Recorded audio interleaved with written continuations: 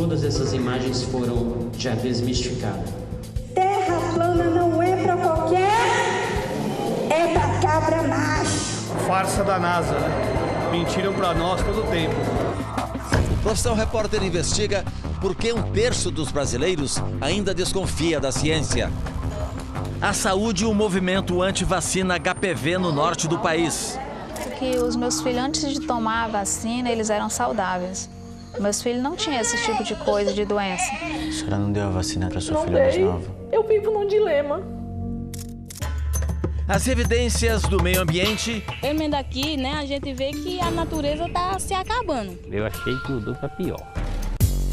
E o aquecimento global. Mas o senhor acredita que a ação humana não tem interferência? Não é a causa. São Paulo sozinho não tem o potencial de mudar o clima global. Mas a somatória de todas as emissões associadas às áreas urbanas do mundo, eles têm esse impacto. O que acontece é eles usarem fotos... E um grupo que acredita na Terra plana. Hoje o que nós podemos falar é que mentiram sobre o formato da Terra. Isso aqui é a Terra plana. A Terra é plana. Você acha que os avanços tecnológicos que a gente tem até hoje, eles não levam em consideração a gravidade? Não levam em consideração a gravidade. Os bastidores da notícia, os desafios da reportagem, agora no Profissão Repórter.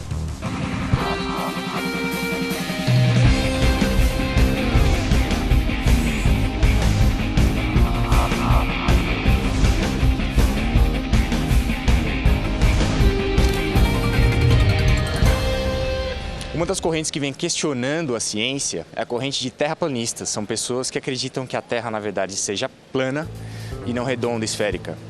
Eu e o repórter Júlio Molica viemos acompanhar a primeira conferência nacional de terraplanistas que acontece aqui em São Paulo. Eu estou vendo que você está aqui com a camiseta Terra é plana, pesquise sobre o assunto. Você que fez essa camiseta? Sim.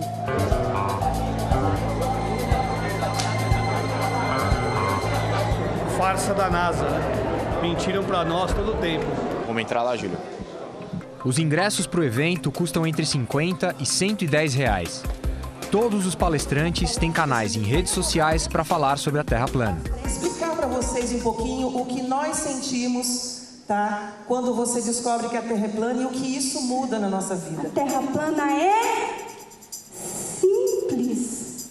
A Terra globo não é não. Na realidade é falso. Todas essas imagens foram já desmisticadas. E alguns erros que a gente vê, por exemplo, de gravação em filmes de Hollywood, esses astronautas começaram a cometer. E a gente não sabe o que tem fora daqui, ninguém sabe.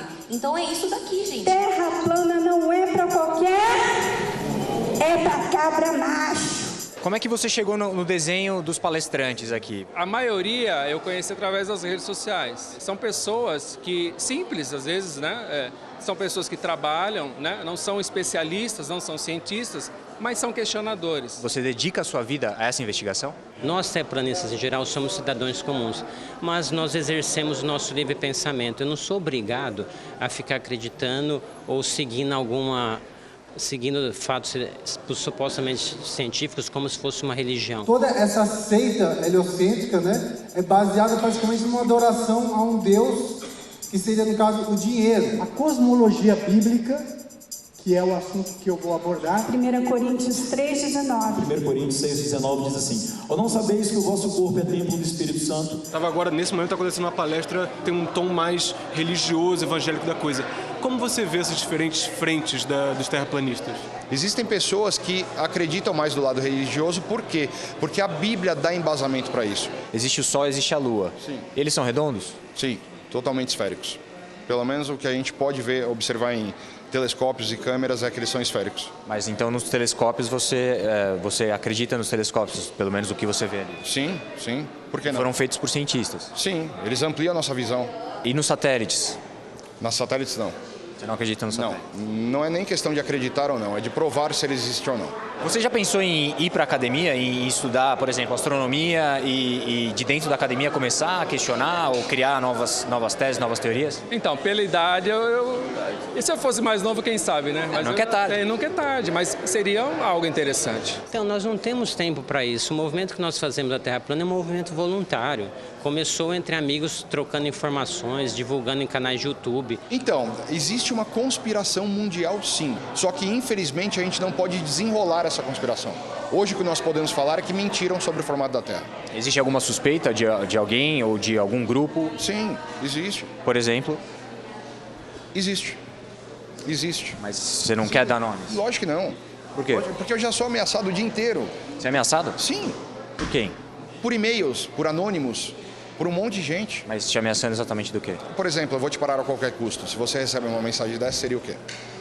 Ah, você recebe esse tipo de mensagem? Sim. Você já fez boletim de ocorrência? Não tem interesse de movimentar o Estado para falar que eu sou terraplanista. Não é só no Brasil que existem pessoas que acreditam que a Terra seja plana. A gente está no Texas, nos Estados Unidos, onde daqui a alguns dias vai ser realizada uma conferência sobre a Terra plana, uma das maiores conferências do mundo. E a gente já vê ali uma van, a van da Terra plana, ao lado ali também o modelo da Terra plana. Bom, a gente está vendo aí, olha, o Chris Pontius, ele é um artista que faz modelos da Terra plana. Ele está nos últimos preparativos para a conferência. Show me what you have here. Na verdade, as estrelas rodam devagar em torno disso. Se prestar atenção, vai perceber essa cúpula rodar bem devagar, porque pelo que temos estudado, a Terra não se move. Nós estamos estacionados. Para o terraplanismo, tudo se move ao nosso redor. Isso é educativo, pois mostra os diferentes padrões de todas as constelações. Eu fui educado dessa forma na escola. Todos nós fomos. Eu tinha 58 anos quando ouvi falar em Terra plana e pensei, não pode ser. Mas quando me aprofundei nas pesquisas, cheguei à conclusão de que ela pode ser plana. Hoje começam os trabalhos aqui na conferência. Vão ser 2 dias de palestras. Aqui o pessoal vendendo posters. Aquele ali diz, mantenha calma e ria da NASA. Filhos de Deus, Illuminati, governo secreto. Uma citação bíblica, Romanos 11:11. Isaías 49:16, símbolo da NASA com o planeta redondo, não é real, nós checamos. Bom, vamos entrando aqui então, Júlio. Faltam poucos minutos para começar. Os ingressos para participar dos 2 dias de conferência custam $250, mais de R$1.000. Como na conferência brasileira, os palestrantes daqui também são youtubers. Eles apresentam ideias bem parecidas. O homem nunca foi à Lua, a NASA é uma grande mentira, as fotos tiradas do espaço usam lentes que arredondam o formato da Terra. Encontramos diversas famílias com crianças. A pequena Meliá, de 9 anos, ganhou os ingressos da mãe de aniversário. Ela é educada em casa. Nosso método é, todos os dias ela acorda com alguma pergunta e nós vamos descobrir. Eu não sei tudo. Não acho que os professores saibam tudo. E não acho que nenhuma pessoa saiba toda a verdade. Vamos todos descobrir isso juntos. Are you anti-vax as well? Sim, com certeza. E eu tenho um bebê no forno, já estou grávida há 4 meses e ainda não fui ao médico e nem pretendo ir. Enquanto isso, Chris vende jalecos da Terra plana. Você parece inteligente e legítimo quando usa um jaleco de laboratório. As pessoas acreditam mais em você. O que você quer saber? Eu pareço mais inteligente agora? A gente está no deserto do Texas, nos Estados Unidos, olha só, quase nenhuma nuvem no céu. Esse é o cenário ideal para a existência de um observatório astronômico. E a gente veio aqui justamente conhecer o Observatório McDonald, a gente vai conversar com astrônomos e eles vão explicar para a gente por que a ciência diz que a Terra não é plana. O Observatório McDonald é um dos mais importantes do planeta. Uma equipe de mais de 80 astrônomos e engenheiros mora e trabalha aqui. Esse é um telescópio de 82 polegadas. Acredito que seja um dos mais antigos que ainda funcionam para fazer pesquisa à noite. Esse telescópio foi criado em 1936, como mostra essa placa na parede. Você pode estudar planetas, estrelas, galáxias jovens, galáxias velhas. Ele pode fazer absolutamente qualquer coisa. Convido Steven a rebater alguns argumentos que nos apresentaram para comprovar que a Terra é plana.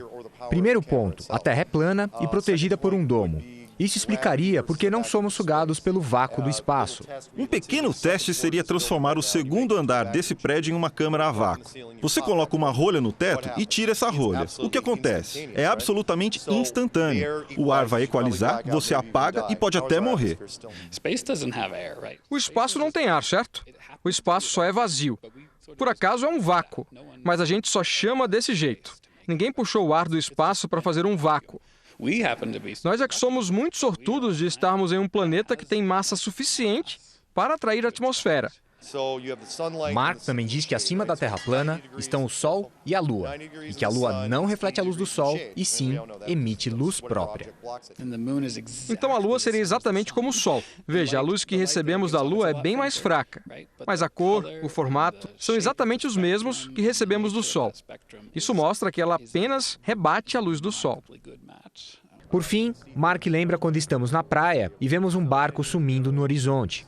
Ele afirma que hoje conseguimos ver que os barcos, na verdade, não desaparecem, pois as câmeras estão com zoom cada vez mais potente e alcançam distâncias que nossos olhos não alcançam.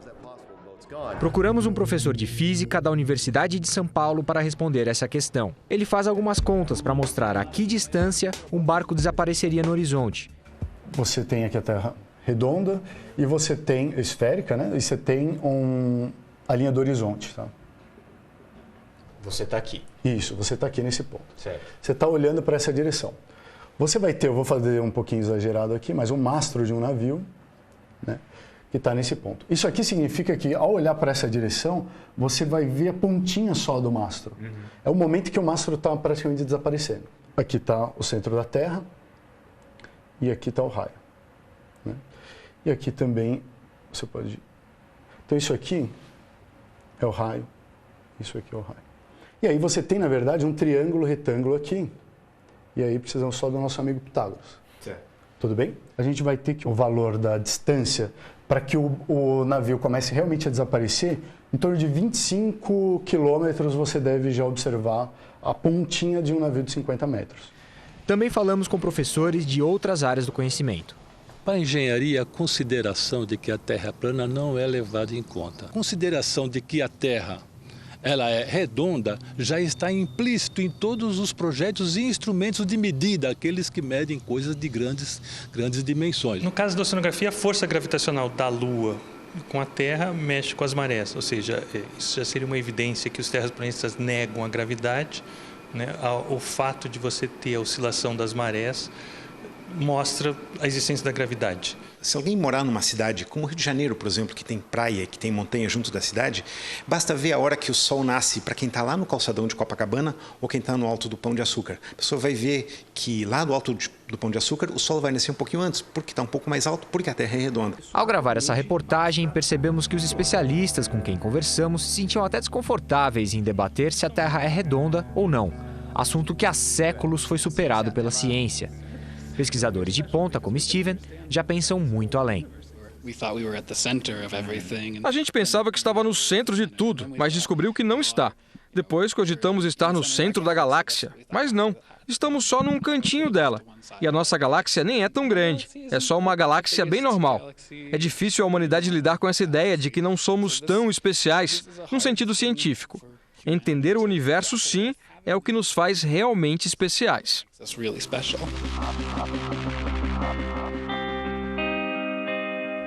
No Brasil, o câncer de colo do útero é o terceiro tipo de câncer mais incidente entre as mulheres. Aqui na região norte, é o primeiro. De acordo com a Organização Mundial da Saúde, a principal forma de se prevenir contra esse câncer é a vacina contra o vírus do HPV. Mas aqui no Acre, um grupo de mães tem se mobilizado contra essa vacina. Nós viemos até Rio Branco para entender por quê. A vacina do HPV é considerada segura por mais de 100 países. Nos Estados Unidos, a vacinação diminuiu em quase 90% a infecção oral pelo vírus. Na Austrália, a prevalência de HPV caiu de 22% para 1,5% da população em 10 anos. Esses números não trazem confiança para um grupo de mães. Tudo jóia? Tudo bem. O que está acontecendo com a Maísa? A Maísa hoje ela tem desmaios do nada, ela tem tremores chega noites que ela não consegue dormir porque os tremores são grandes. Uma menina que era totalmente saudável, que jogava na federação, que tinha um sonho de estudar fora, terminar seu ensino médio. Hoje a minha filha é totalmente dependente de mim, como se fosse um bebê. Segundo Edilene, a filha começou a apresentar os sintomas 2 semanas depois de tomar a segunda dose da vacina contra o HPV. Hoje ela faz parte de um grupo de WhatsApp de mães que se uniram contra essa vacina. Para algumas mães, a desconfiança acabou se expandindo para outras vacinas. Eu não consigo me colocar de pé, pegar a carteira da minha filha e levar ela num posto. Não adianta eu mentir, porque eu não me sinto mais segura, de certa forma, é essa a verdade, de fazer isso. A senhora não deu a vacina de sarampo, então, para sua não filha mais nova? E nem dei a de 4 anos. Que seria de 4 a 6 anos, né? Ela está saindo da faixa etária já de tomar essa vacina. Porque eu vivo num dilema. Essa é a realidade. Eu sei que eu posso prejudicá-la, que eu tenho que fazer isso, mas eu tenho um pânico. Francisca diz que 3 filhos dela começaram a apresentar os sintomas depois de tomar a vacina do HPV. Por que a senhora fez a associação ao que eles estão sentindo à vacina do HPV? Como é que a senhora chegou nessa conclusão? Por conta que os meus filhos, antes de tomar a vacina, eles eram saudáveis. Meus filhos não tinham esse tipo de coisa, de doença. E a senhora vai nas unidades de saúde, nas UBSs, e o que eles dizem para a senhora? Olha, a parte mais constrangedora é quando a gente chega nos hospitais que dizem que é fingimento, que é coisa da cabeça dos filhos da gente. Quem diz isso para a senhora? Enfermeiras. Às vezes o médico olha para a cara da gente e diz assim: mãe, a senhora já levou ela na psicóloga? E uma coisa que a gente já viu várias vezes acontecer é o SAMU se recusar a vir buscar. A gente tem que arranjar... Desculpa, como assim? O SAMU se recusava a vir buscar? Exatamente, eles dizem que não é necessário vir buscar. Uma coisa que eu acho um absurdo, que o SAMU é para socorrer. Eu tô vendo que a Francisca ali tá aqui atrás, ela não tá... Será que ela quer falar com a gente? O que a senhora acha? Tá tudo bem com ela? Apago, que a gente chama de apago. Como assim? Ela disse... Ela apagou. Calma. Ela apagou? É, esse é o apago que a gente chama. Esses são os tremores. Meu Deus do céu. Tchau, amor. Tchau, amor. Não, amor, vou levar meu celular.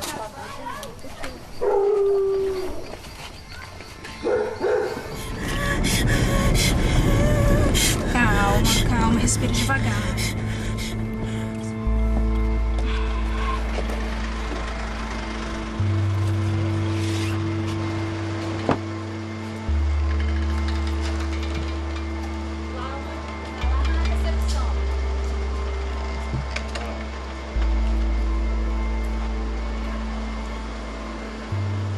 Vídeos de meninas com algum tipo de problema de saúde começaram a circular nas redes sociais. Isso uniu os pais e mães das crianças que tinham acabado de receber a vacina. Pelo menos 85 mães, em situação parecida, recorreram ao Ministério Público do Acre, que pediu esclarecimentos ao governo do estado e ao Ministério da Saúde. Um estudo foi encomendado à Universidade de São Paulo. 12 adolescentes que apresentaram os sintomas neurológicos mais graves passaram por exames no Hospital das Clínicas, em São Paulo. Desses 12 jovens avaliados, 10 com certeza têm o que a gente chama de crises não epiléticas psicogênicas.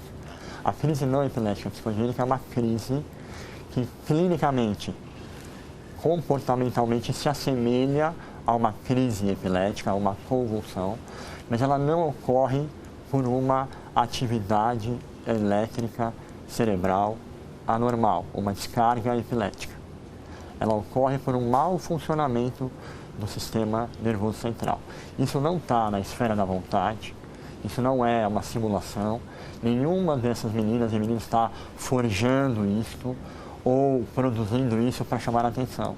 Isso é um problema de saúde grave, sério, e que se não for tratado de maneira séria e específica, leva a esse tipo de consequência que nós estamos vendo, essa comoção toda que nós estamos vendo lá em Rio Branco.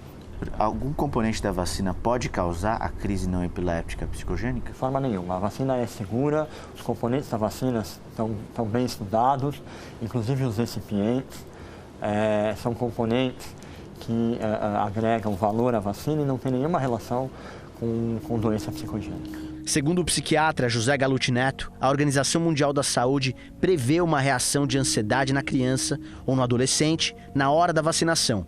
Isso pode se dar com qualquer vacina ou em outra situação de tensão. Essa reação de ansiedade pode desencadear comportamento inesperado, sinais e sintomas de adoecimento.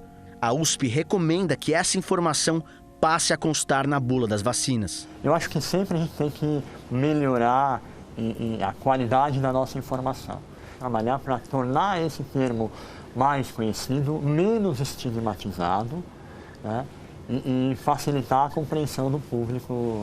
O Ministério da Saúde reconhece que houve uma demora de anos para que as famílias tivessem um diagnóstico, que a substância da vacina não tem relação com a doença dos filhos. Houve uma demora importante, principalmente no local da compreensão do fato, né? Então, os médicos locais não conseguiam estabelecer claramente um diagnóstico para essas famílias. A Secretaria da Saúde do Acre admite que houve falhas no atendimento às jovens que apresentaram os sintomas e que essas falhas reforçaram a descrença nas vacinas. Eu acredito que as manifestações, através dos relatos delas e do desconhecimento dos profissionais do que pode seguramente estar relacionado a um evento adverso pós-vacinal, fez com que essa informação se perdesse. Teve uma falha. Sim, exatamente. Na sua opinião, esse movimento das mães tem impactado nos índices de vacinação aqui do estado?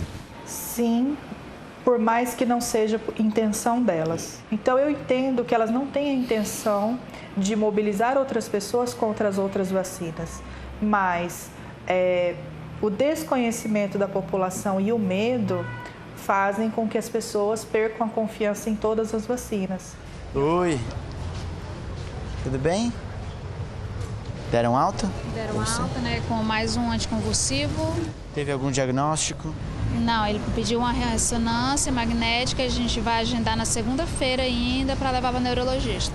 Os adolescentes que ainda não têm diagnóstico deverão viajar a São Paulo para fazer exames com os pesquisadores.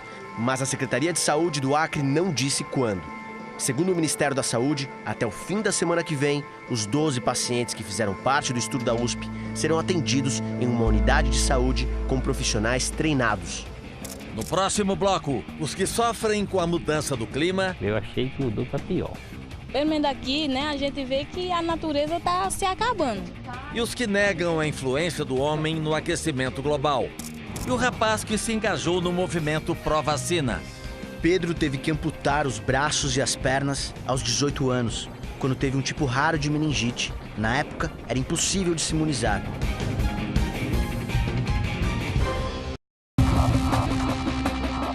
Ao longo de 13 anos de profissão repórter, a gente já fez várias matérias sobre tragédias causadas por extremos climáticos. Eu fiz uma pesquisa aqui, a gente já falou sobre ciclone em Moçambique, estradas alagadas por chuvas, incêndios causados pela seca, crise hídrica em São Paulo, cheia no Acre, chuvas em Santa Catarina, chuvas no Rio, chuvas no Nordeste e também 3 programas sobre a seca. É quase uma unanimidade na comunidade científica que esses eventos estejam relacionados ao aquecimento global, que se intensificou nos últimos anos pela ação humana. Mas isso ainda não é um consenso. Tem gente que não acredita que esses eventos estejam relacionados à ação humana e muito menos ao aquecimento global. A gente vai retomar 3 reportagens que a gente fez sobre seca. Vamos tentar reencontrar as pessoas para ver o que mudou ao longo dos anos. E a nossa primeira parada vai ser em Tabira, Pernambuco. Quantas vezes você já teve que fazer isso só esse ano? Foi mais de 100 vezes. Mais de quantos? Mas eu acho que foi mais de 100 vezes quase. 100? Sim, por aí assim. Em 2013, conhecemos seu Valdir numa das piores secas da história do Nordeste. 6 anos depois, voltamos à casa do agricultor. Boa tarde. Tudo bom, seu Valdir? Tudo bom. Tá bom, né? O senhor até deu uma engordadinha, hein? Foi, velho. É isso mesmo? Engordar mesmo, O senhor falava que tinha perdido mais de 100... A gente foi? 100 bois, 100... Foi. Pois ainda hoje tem osso lá, né? Cheio de osso daquele tempo lá. Ainda? Ainda. Por aqui ainda tem chifre ligado aí. Tudo daqui para sair. Sair ali era osso demais, chifre. Tudo Nossa, do tempo. Agora, Valdir, só que não tá um terço daquele tempo não. Naquele tempo tinha muito. Mas é muito. Vocês chegaram naquele tempo aqui, isso aqui era fedendo, era carniça muito ligada. Hoje, seu Valdir vive de aposentadoria e de uma pequena criação de bodes, que, segundo ele, são mais resistentes à seca do que o gado bovino. Neste ano, 54 municípios de Pernambuco decretaram situação de emergência por causa da seca. Choveu quando a última vez aqui? A última vez foi no mês de abril. E agora, o senhor acha que vai chover quando? Não, a gente espera pro mês de dezembro. Mas ninguém sabe. Antigamente não era assim, não. Eu, menino, a gente tinha por certeza. Quando era dezembro, janeiro, a gente estava plantando e chegava a chuva. E agora não, até pro mês de março vai. Eu achei que mudou para pior. Ficamos sabendo que perto dali, um incêndio destruiu uma grande área. O incêndio começou na segunda-feira. Hoje, sexta, no 5º dia, a maior parte dele já foi controlado. Mas a gente consegue ver um pouco da devastação que ele deixou. E o incêndio chegou a se alastrar por mais de 2.000 hectares. As queimadas, segundo dados do Ministério do Meio Ambiente, são uma das causas do agravamento do efeito estufa. E esse agravamento contribui para o aquecimento global. Eu já tinha visto um incêndio desse já alguma vez? Não, mais alto do que esse eu já vi. Agora, para demorar como esse, não.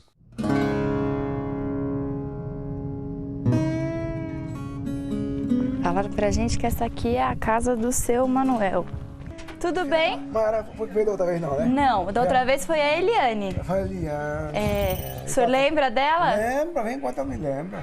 A ração que sobrou foi comprada com o dinheiro da venda de 2 bois no ano passado. Há quanto tempo que não chove aqui? Tá com uns 5 anos. Não chove. Assim, vem chove, mas é pouco, né? Acabou as coisas, né? Na seca. A seca veio baixando as coisas, acabando, né?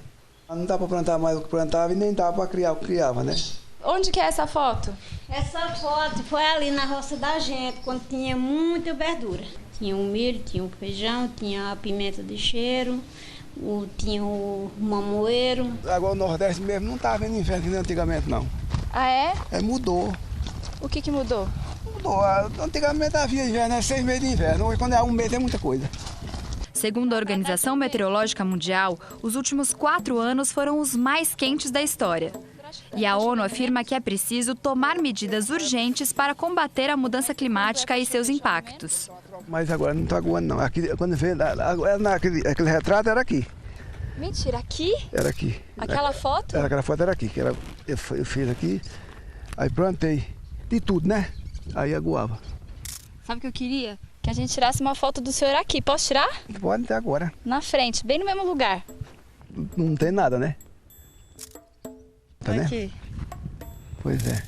Que diferença, hein? É a diferença, que aqui tá limpo no chão, né? E naquele tempo tava verdinho, né? Ei, Jussi, tudo bem? Bom te conhecer pessoalmente. Faz tempo que a Daniela veio aqui, Faz. Né? Vocês têm água no momento? Como é que tá? Não, tem não. Não tem água? Não. Pra beber não tem. E como é que você tá de água hoje, Jussi? Ainda tem ali um pouquinho ali na caixa, né? Que botaram esses dias, a gente reuniram a comunidade e compramos, né? Essa água dá pra beber? É o jeito, né? Uma coisa que eu tô perguntando pra todo mundo é se você acha que o clima tá mudando. Se tá ficando mais quente ou não, se tá ficando mais seco ou não. Você sente uma mudança? Era mais verdinho, porque aqui acolá garoava e tudo, aí ficava. Não era tão seco igual tá agora. Pelo menos aqui, né, a gente vê que a natureza tá se acabando. Esse ano choveu já? Não. Ano passado? Não.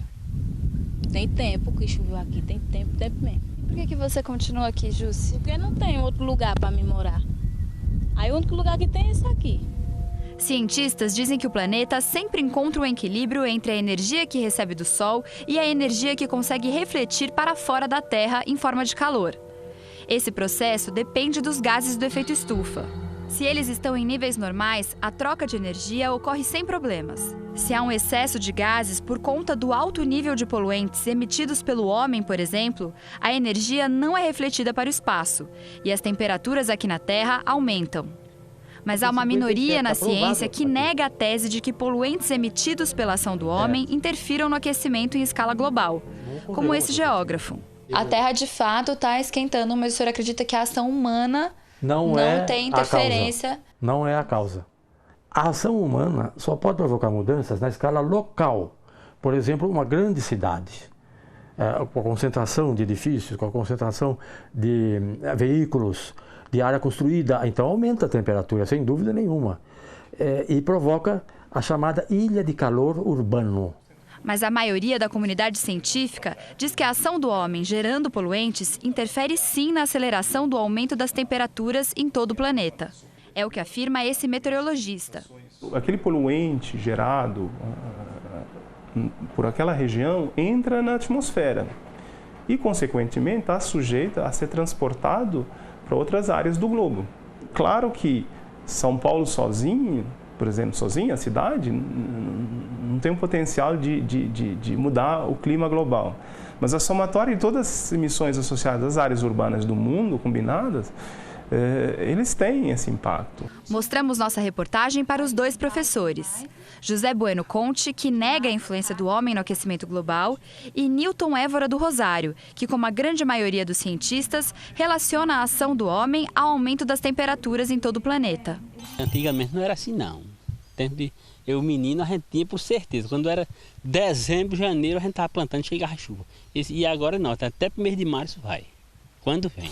O que o senhor acha em relação a isso? Isso também não se deve à ação humana, na sua opinião? Não, inclusive essa variabilidade de que chovia sempre em dezembro e de agora não chove mais em dezembro, isso não é muito verdade. O clima tem uma grande variabilidade interanual, isso é normal, mas as pessoas dizem que sim, porque estão baseadas apenas na sua memória afetiva, etc., que distorce a realidade. Os eventos extremos, eles acontecem, já aconteceram no passado. O problema que você tem é a frequência com que esses eventos extremos passam a acontecer. Então, isso é uma coisa que já é quase que consenso dentro da comunidade científica, de que você vai ter uma frequência maior desses eventos extremos associados à chuva, inundação, e também associados à seca. Também mostramos a situação de seu Manuel. Aquela foto? Aquela foto era aqui, que eu fiz aqui. Aí plantei. E segundo o relato dele, ele não consegue mais plantar a bananeira, ele não consegue mais plantar caju. Com essas mudanças, com o aquecimento global, esses cenários tendem a ser mais frequentes. Inclusive, assim, existe uma possibilidade dessa região mais do sertão nordestino, algumas áreas, passado a situação de semiárido para árido. Então, eu acho que, assim, essa sequência de eventos apontam nesse sentido. Que eu nunca ouvi falar de plantar bananeira no semiárido. Então é porque é uma coisa só muito local, muito pontual ali, as bananeiras que ele tinha, né? O conjunto da região é isso que está aí. Isso não tenho dúvida. Era mais verdinho, porque aqui acolá garoava e tudo, aí ficava, não era tão seco igual está agora. Pelo menos aqui, né, a gente vê que a natureza está se acabando. Essa ação humana está causando uma degradação nesse solo. A gente tem menos cobertura vegetal. Isso também, então, acaba causando um aumento da temperatura? Sim, nesse sentido, sim. Claro, mas precisa ver se vai ser duradouro isso, né? Porque a ação humana muda. Então não dá para a gente ficar com essa visão de que há alguma coisa no futuro. É uma realidade esses eventos extremos, e o fato é que a gente ainda não tem todas as capacidades para lidar com esses eventos a ponto de minimizar os impactos, principalmente no caso dessas populações mais vulneráveis. E quem não tiver condições de se adaptar, obviamente, terá problema. Eu vim até o estado da Flórida conversar com um jovem que é um ativista em prol das vacinas. Ele faz campanhas para conscientizar as pessoas a se vacinarem.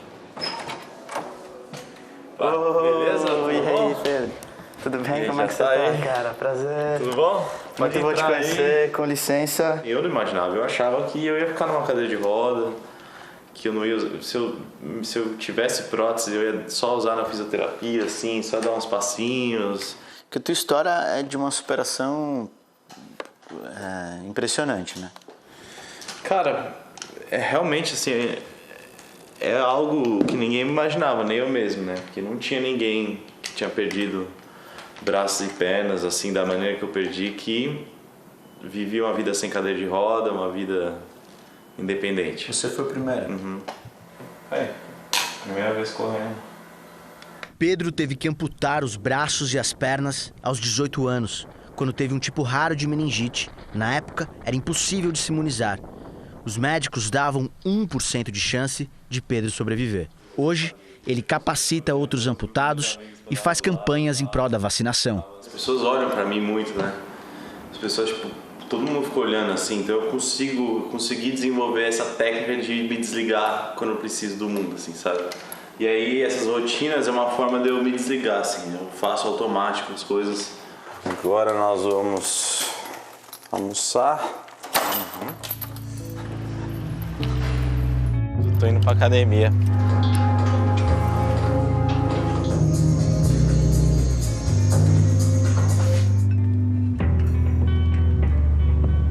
Você tá aqui, independente, bem, por causa da ciência. Com certeza, por causa da ciência, tanto da ciência prática ali, dos médicos, quanto a ciência dos desenvolvedores de remédios, de equipamentos médicos, todo mundo. Por que você acha que existe uma desconfiança crescente em relação à vacinação? Eu já venho trabalhando com essa causa faz uns 4, 5 anos. Faz 1 ou 2 que começou esse assunto de anti-vacinação, que para mim é um paradoxo muito grande, né? Como é que alguém pode ser anti-vacinação, sendo que você vê os gráficos, toda vez que a vacina é introduzida numa sociedade, a doença despenca. E a gente tem aí uma corrente de desinformação muito grande, de paranoia. A doença não se manifesta porque as pessoas estão protegidas. A partir do momento que as pessoas não estão protegidas, há uma chance da doença voltar, como houve agora com o sarampo. Eu vivo super bem, sou super realizado, sou feliz, porém, eu adoraria se eu pudesse focar mais em amputações por outros motivos, a não ser motivos que são preveníveis através de vacina. Porque são coisas que a gente já poderia estar fazendo.